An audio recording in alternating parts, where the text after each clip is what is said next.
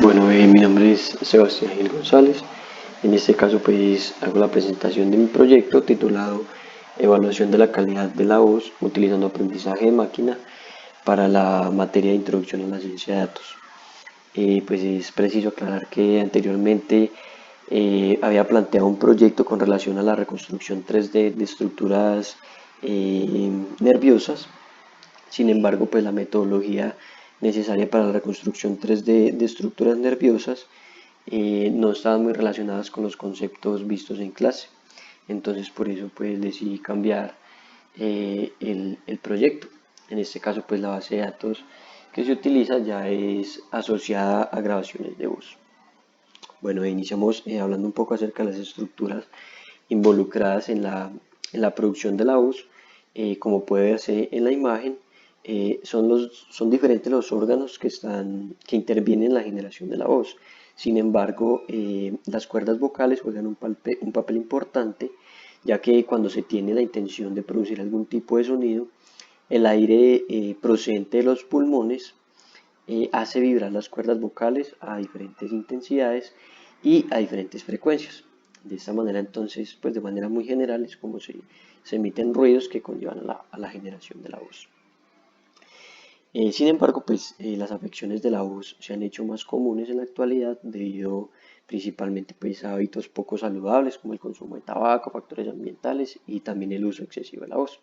Estas afecciones deben ser pues, diagnosticadas y tratadas en una fase inicial de la enfermedad con el fin pues, de evitar complicaciones y por ejemplo un caso especial es el cáncer de laringe.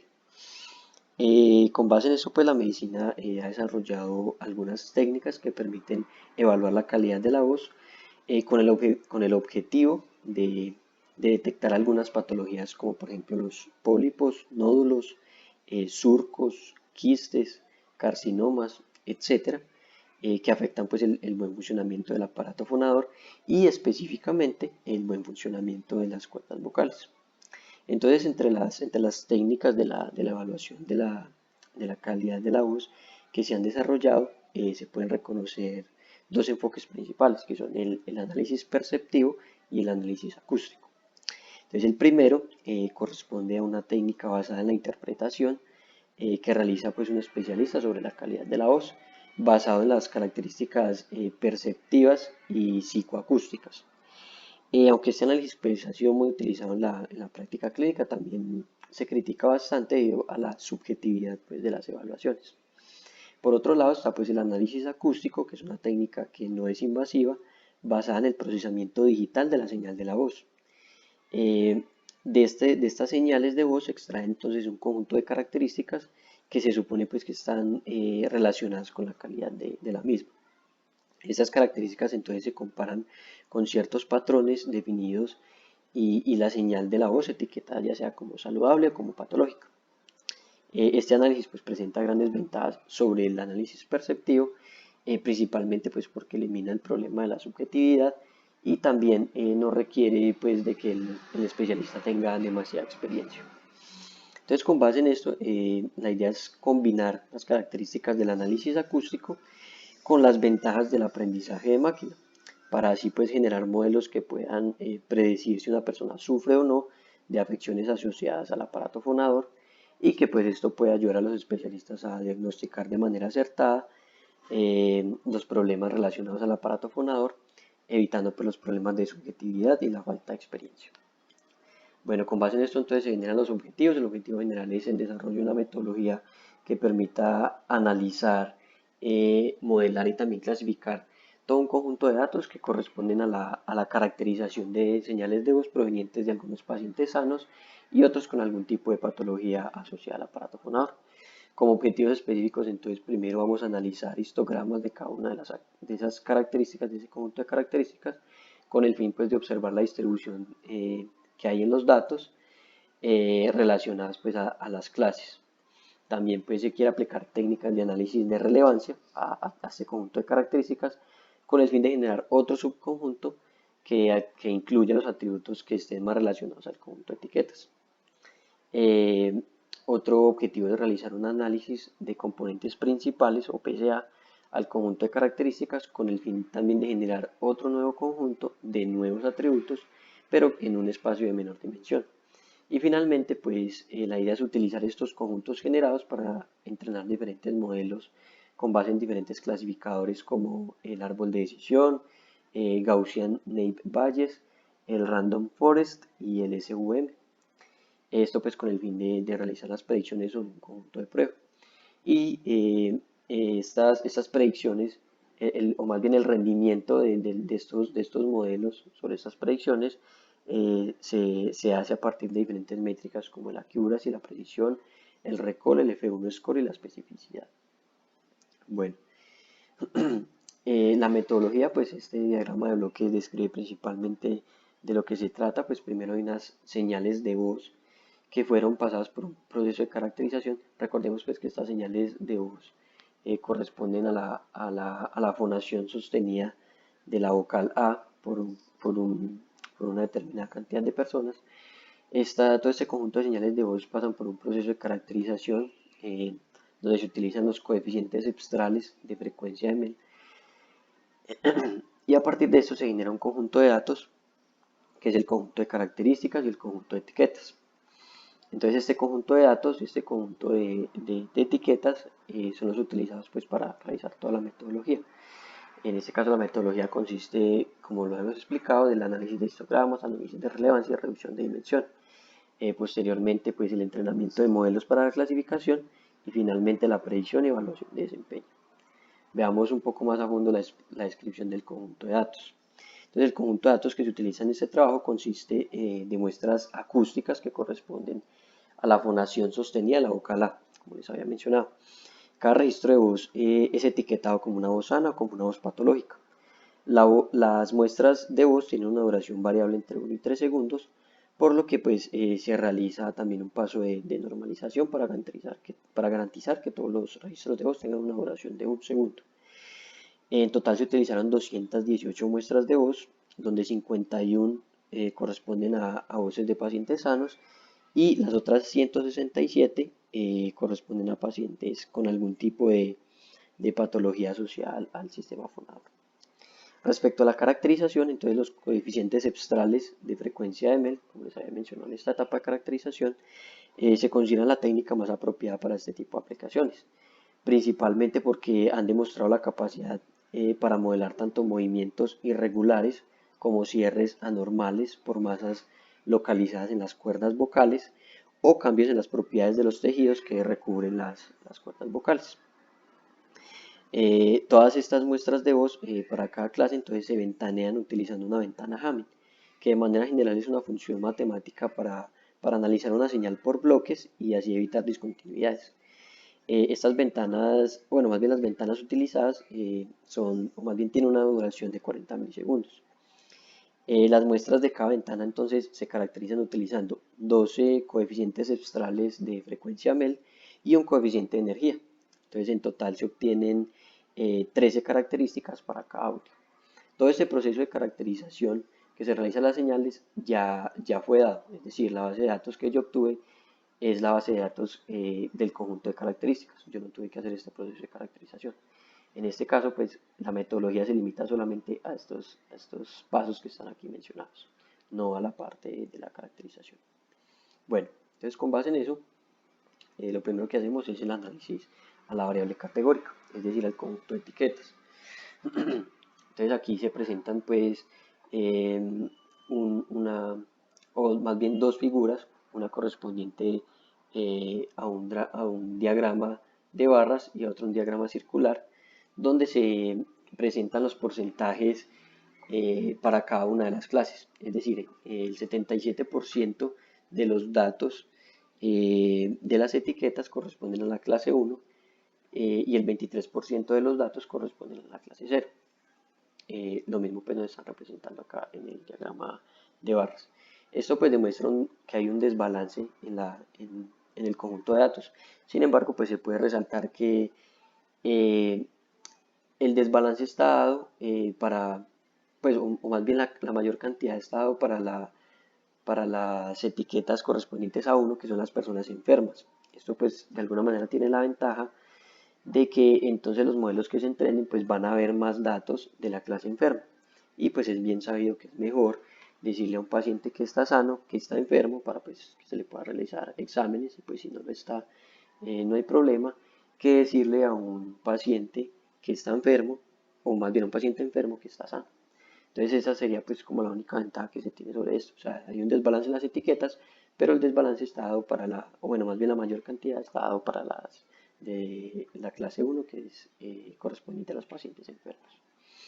Bueno, posterior a eso, entonces se hace un análisis de histogramas. En este caso, pues se utilizan histogramas superpuestos, es decir, que para cada figura hay dos histogramas. Uno que se denota con el color azul y otro con color naranja. La idea es analizar la relación de cada atributo con el conjunto de etiquetas. Es decir, en este caso, por ejemplo, para la característica 1, que es F1, entonces se mira la distribución de los datos tanto para la clase 0 como para la clase 1. Es decir, para la característica 1, la que está en azulito, es la distribución de los datos para la clase 0. Y la que está en naranja es la distribución de los datos para la clase 1. ¿Qué podemos notar en estos histogramas? Por ejemplo, siguiendo con el ejemplo de la característica 1, podemos ver que la mayoría de los datos, tanto para la clase 0 como para la clase 1, están alrededor de un valor de 8, más o menos. Sin embargo, por ejemplo, podemos ver aquí en la característica 3 que la mayoría de los datos, o más bien la distribución de los datos para la clase 1, la mayoría están concentrados entre 0 y aproximadamente 4, que son todos estos naranjas de acá. Mientras que para los de la clase 0, la mayoría están concentrados en valores menores a 0, pues, de 0 hacia atrás. Esto lo podemos ver aquí, un poco ampliando ese histograma. Aquí se puede ver mejor, se puede notar mejor la distribución tanto de los datos para la clase 1 como para la clase 0, para la característica 3. Esto entonces nos puede decir de alguna forma que esta característica 3 nos puede servir para discriminar, o más bien sí, para la discriminación entre las clases. Porque pues como se puede ver, vea que la mayoría de los datos eh, para la clase 0 son menores a 0 y la mayoría de los datos para la clase 1 eh, son mayores a 0 o más bien están entre 0 y 4. Entonces, esto nos da un indicio de que la característica 3 puede ser una característica que está muy relacionada con las etiquetas o puede ayudar bastante en la discriminación de las clases. Bueno, ahora entonces se hace una selección de atributos relevantes. En esta etapa pues se utiliza la ganancia de información, que pues en este método se calcula el valor de la información mutua para cada una de las características con respecto a las etiquetas y se seleccionan las que tienen más información obtenida. Básicamente entonces pues aquí lo que se pretende es medir la dependencia de las características con el valor objetivo, o sea con la etiqueta. Bueno, pues cabe aclarar que la mayor puntuación indica un mayor grado de dependencia. Para esto se utiliza la función Mutual Info Classic y entonces sobre el conjunto de características se hace pues el análisis de relevancia con ganancia de información y se obtienen estos resultados. La mayor puntuación la obtiene F3, seguido de F4, F5, F12 y F6. Estos 5 atributos son los que obtienen mayor puntuación utilizando este análisis. Bueno, ahora seguimos con otro análisis que es el ANOVA.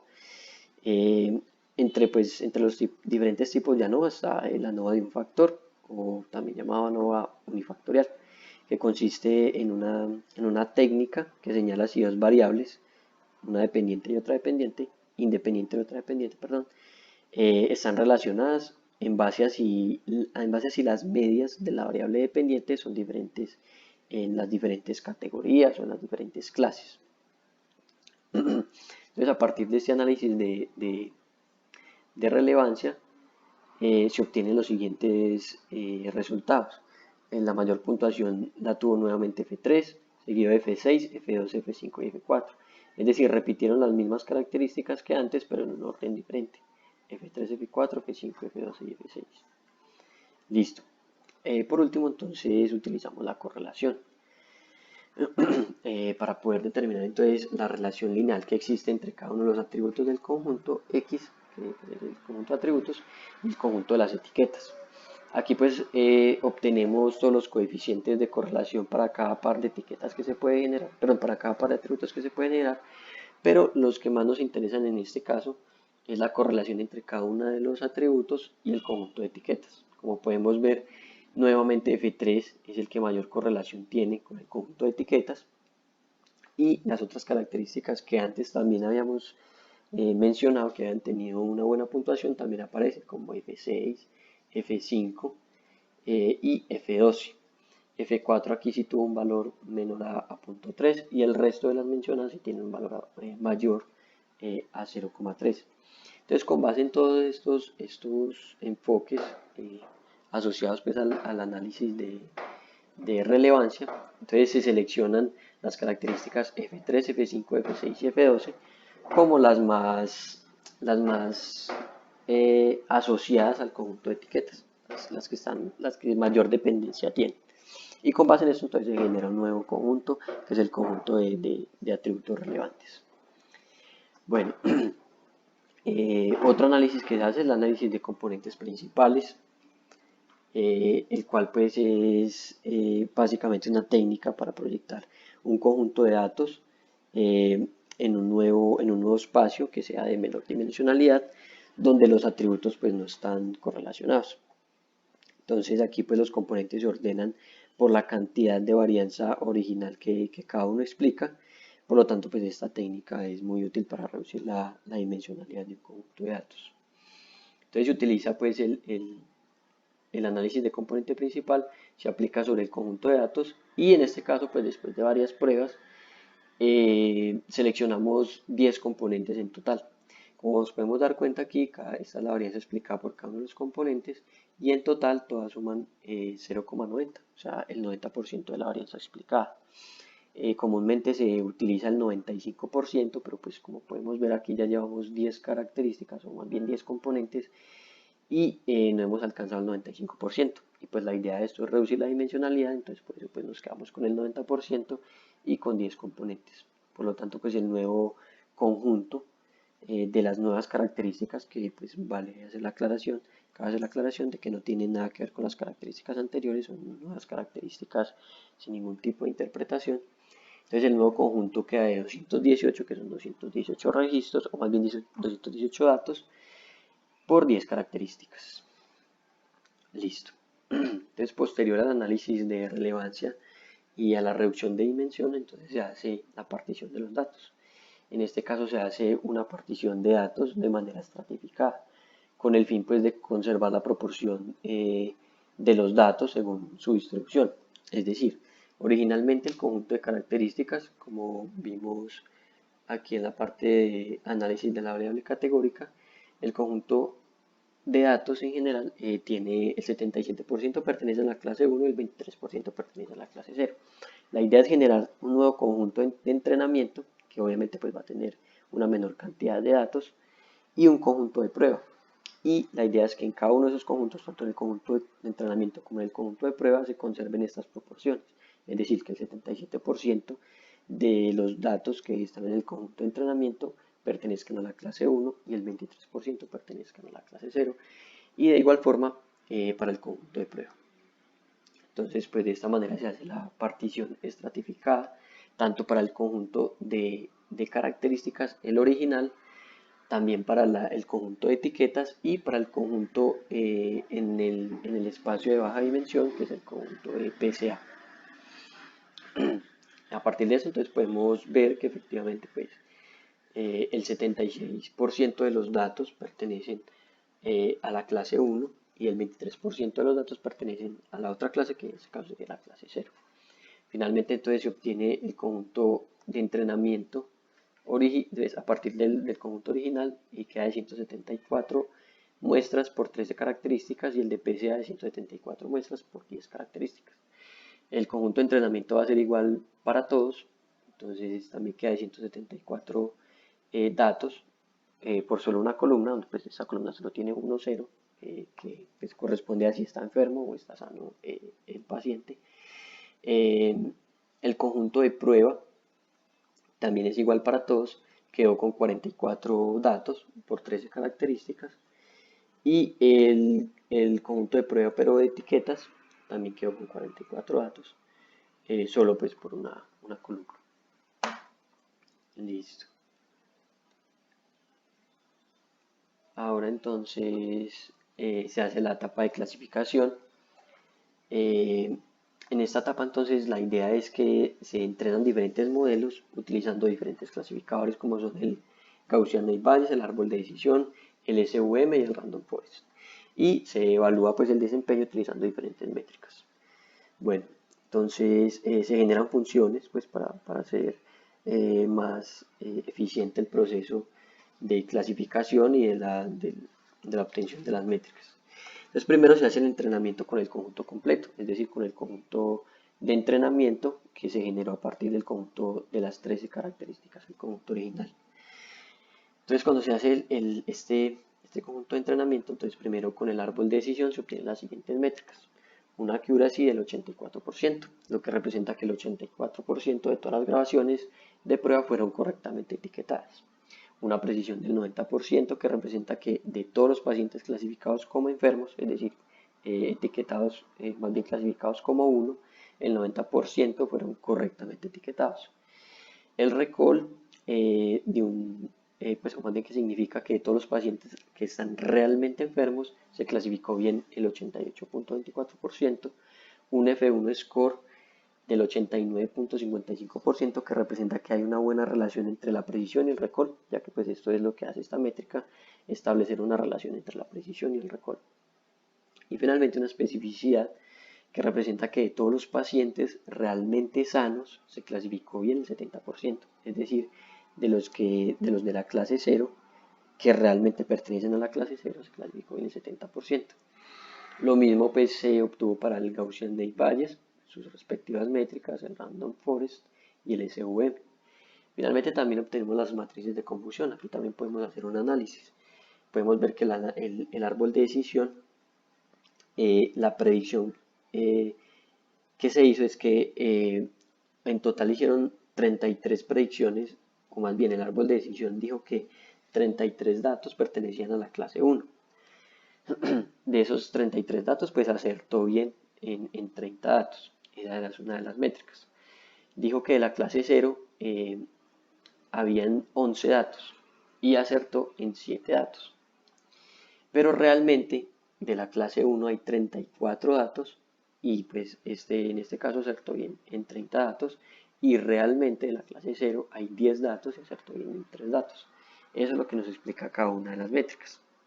Entonces pues aquí podemos ver haciendo una comparación entre las diferentes matrices de confusión. Podemos ver que por ejemplo estos dos acertaron completamente en la predicción de los pacientes enfermos, pero obtuvieron un bajo rendimiento al clasificar los que pertenecen a la clase 0, es decir, a los de la clase sano. Entonces, pues de esta manera podríamos concluir que a partir del conjunto completo, pues el que mejor desempeño tuvo fue el Gaussian Naive Bayes, ya que tuvo una muy buena relación entre los que clasificó como pacientes enfermos y los que clasificó como pacientes sanos. 7 de 10 y 32 de 34. Bueno, posteriormente se hace la misma clasificación, pero ya utilizando el conjunto de atributos relevantes. Como vimos ahorita, se seleccionaron F3, F5, F6 y F12 del conjunto original y se hace la clasificación utilizando las mismas funciones. En este caso, pues se obtienen las mismas métricas que tienen los mismos significados, y pues rápidamente podemos ver la matriz de confusión, ya que pues de manera visual es más cómodo analizarlo. Podemos ver que en este caso el Random Forest tuvo una muy buena clasificación, incluso superando el Gaussian Naive Bayes que tuvimos ahorita con el conjunto completo. Tuvo 33 de 34 para la clase 1 y tuvo 7 de 10 para la clase 0. Entonces aquí se va mejorando un poco el desempeño. Finalmente utilizamos el conjunto de atributos PSA, que es el de baja dimensión. Se obtienen lo mismo las métricas para cada uno de los clasificadores y podemos analizar las matrices de confusión. Podemos ver que aquí hubo una muy buena o una mejor predicción sobre el conjunto de la clase, más bien sobre los datos que pertenecen a la clase cero. Ninguno de los anteriores había alcanzado a predecir 8 de los 10 datos bien, y tuvo un muy buen desempeño también para los de la clase uno. Por otro lado, estos tuvieron un desempeño total, pues fue excelente, fue perfecto para la clase uno, pero por ejemplo este le fue muy mal para clasificar los de la clase cero, ya que acertó en la mayor cantidad, y este pues también no le fue muy bien porque solamente 6 de 10. Entonces en este caso pues el mejor fue el árbol de decisión.